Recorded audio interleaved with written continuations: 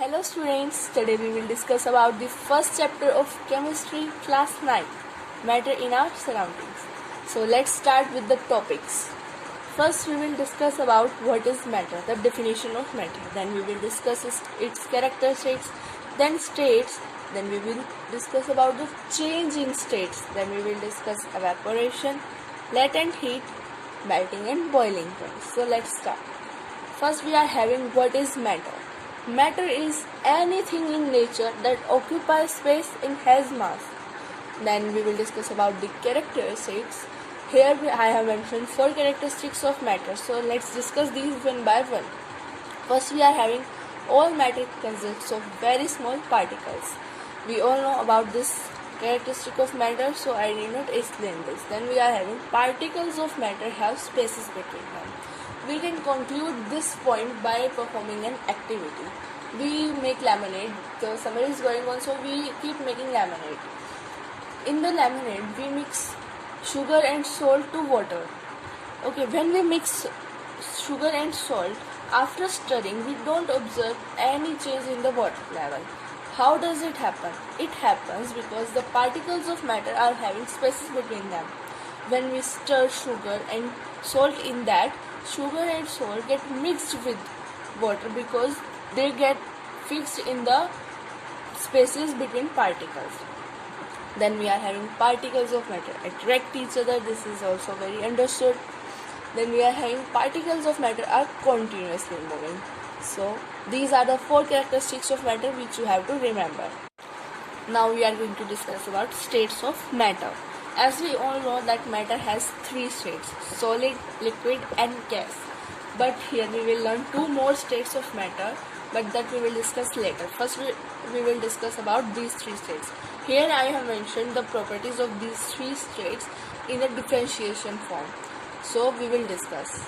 First point I have mentioned on the basis of shape and volume. Solids have fixed shape and fixed volume. Liquids, they have fixed volume but not a fixed shape. Then gases, they have neither a fixed shape nor a fixed volume. The second point is based on melting and boiling points. Solids, they have high melting and boiling points both. Then liquid have lower melting and boiling points than solids. Then gases have lowest melting and boiling points. Means the melting point of solid is also higher than gases and liquid is also higher than gases. Then we are having third point based on the compressibility and rigidity. Compressibility means how much can we compress the substance. Then we are having rigidity. Rigidity means the hardness of the substance. As we all know that solids are very rigid and they can't be compressed. So solids have least compressibility and highly rigid they are. Then we are having liquids. Liquids are higher compressible than the solids, but they have a very less rigidity. Then we are having gases. Gases have the highest compressibility, but they are no rigid. As we all know that gases don't have any hardness. Then next point is based on fluidity and density.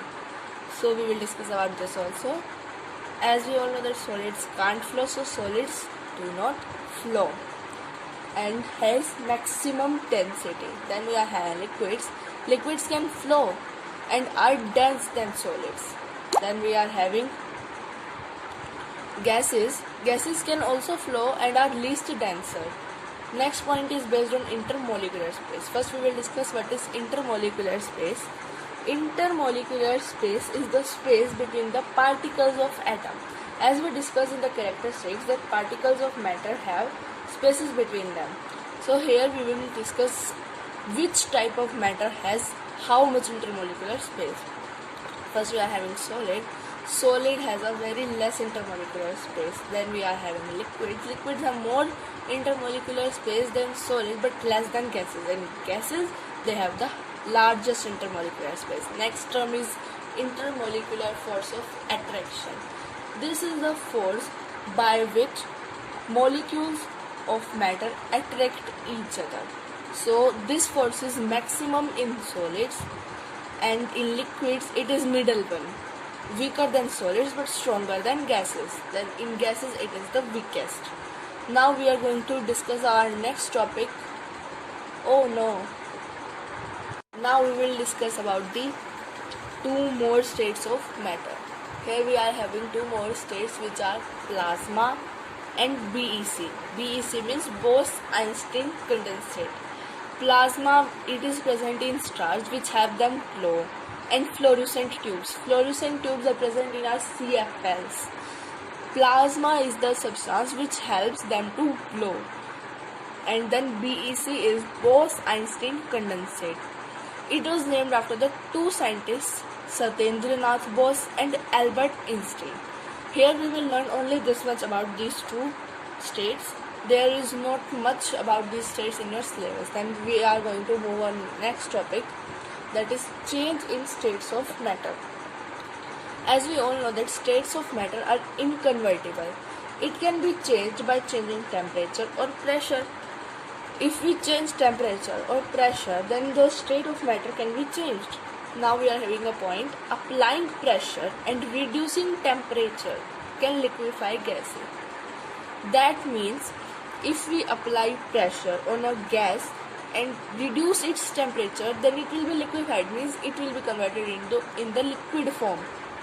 Then a fact we are having, important fact, solid carbon dioxide gets converted directly to gaseous state on decrease of pressure to 1 atmosphere without changing into liquid state. It means when we are going to convert solid carbon dioxide in a gaseous state, then what do?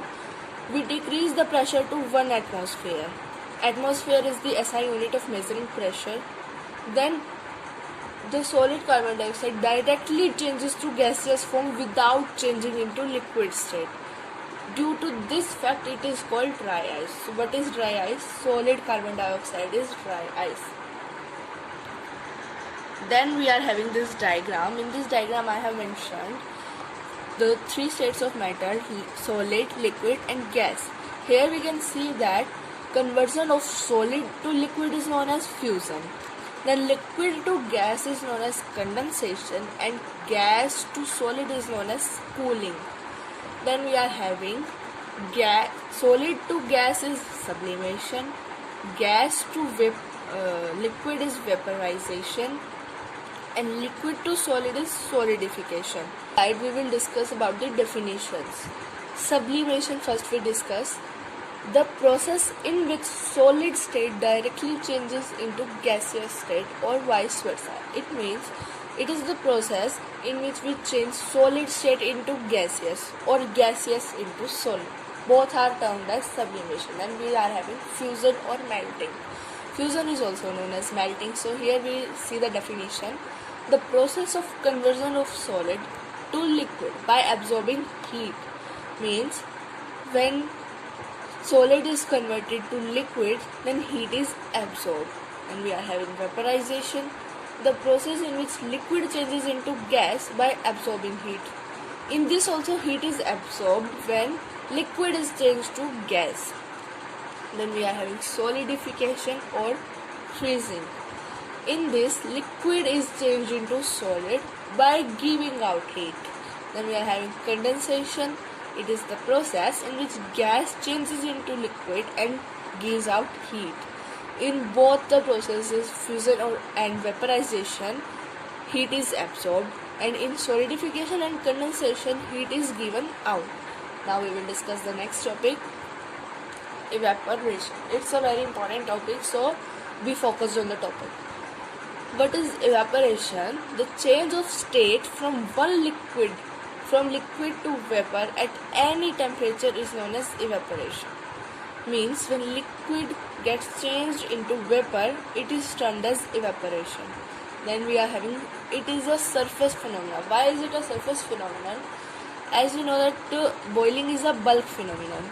Boiling is a bulk phenomenon just because in boiling complete of the substance gets boiled, gets heated, but in evaporation only the substance at the surface of vessel gets heated. Then we are having rate of evaporation depends upon surface area and temperature. We will discuss about this also, that how does it depend. Then we are having it takes place at all temperatures below the boiling point of liquid. If we are taking water, then it will take place below every temperature instead of the boiling point of water. Now we will discuss the differences between evaporation and boiling. On the left side I have mentioned evaporation, and on the right side I have mentioned boiling. So let's discuss. Evaporation, it's a slow process, but boiling, it's a rapid process. Then we are having evaporation is a surface phenomena and boiling is a bulk phenomena. This I discussed earlier. Then we are having it takes place at all temperatures. Boiling, it takes place at definite temperature, which is known as boiling point. Remember this. And we are having the substance cools due to this process. In evaporation, the substance gets cool. Then in boiling, the substance remains hot during the process. And we are having heat is absorbed from surroundings, due to which cooling effect is caused. This is the reason for the fourth point. Then we are having heat is required from external source for boiling process to take place. In evaporation, heat is absorbed, and in boiling, heat is taken in. Then we are moving to the factors on which evaporation depends. Here we discuss the three factors on which evaporation depends. The first was surface area, second one was temperature, and third one was humidity. So here I have mentioned surface area and temperature are directly proportional. That means when surface area or temperature increases, evaporation also increases. Next, humidity is indirectly proportional, means when humidity decreases, evaporation also decreases. Evaporation gets increased. Then we are having this diagram. You may read this diagram by pausing the video. I am not going to discuss this diagram here. Let's move to next point. Here we will discuss about latent heat. Latent heat is of two types: latent heat of vaporization and latent heat of fusion. Latent heat of vaporization is the heat energy required to change 1 kg of liquid to gas at an atmospheric pressure at its boiling point. Means जब हम 1 kg of liquid को convert करते हैं gas में, then that heat which is required is known as latent heat of vaporization. Then we are having latent heat of fusion. It is the amount of heat energy required to change 1 kg of solid into liquid at its melting point. In this we convert 1 kg of solid into liquid, and the amount of heat required in this process is known as latent heat of fusion. Now we are having the next topic, melting point and boiling point. Melting point is also known as fusion point. That's why I have mentioned here arrow with fusion point. Then boiling point is also known as vaporization point. Okay, now we will discuss about these definitions. The temperature at which a solid starts changing into liquid state at the atmospheric pressure, means with the help of atmospheric pressure, when solid starts changing into liquid, it depends on the temperature at which solid starts changing, and that temperature is known as fusion point or melting point. Then we are having vaporization point, the fixed temperature at which a liquid changes into gaseous state at the atmospheric pressure. This is the temperature at which liquid starts changing into gaseous state. Now let's move to next topic. All the topics we have finished in this chapter. Now we will learn about a few more about this chapter. Here we will discuss just 2 points, temperature and sponge. First we are having temperature. Here I'm gonna tell you that 0 degree Celsius is equal to 273 K. K is Kelvin. It is the SI unit of temperature. And then we are having a formula in this chapter.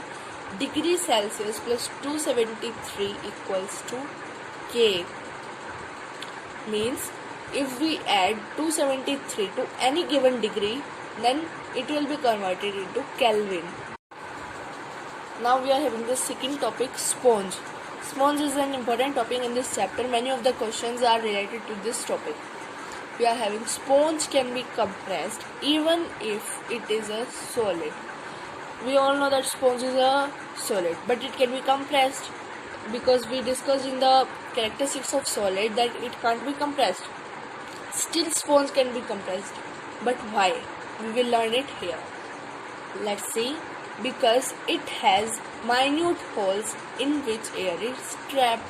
Small sponge is that substance in which very small, minute, tiny holes are present, which gets air trapped in them. So when it is pressed, the air expels and sponge gets compressed. When we press the sponge, compress the sponge, and at that time the air which is trapped in the holes get expelled out and sponge gets compressed. Now this chapter has ended.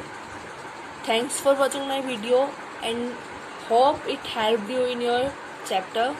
If you enjoy, then like and share this video.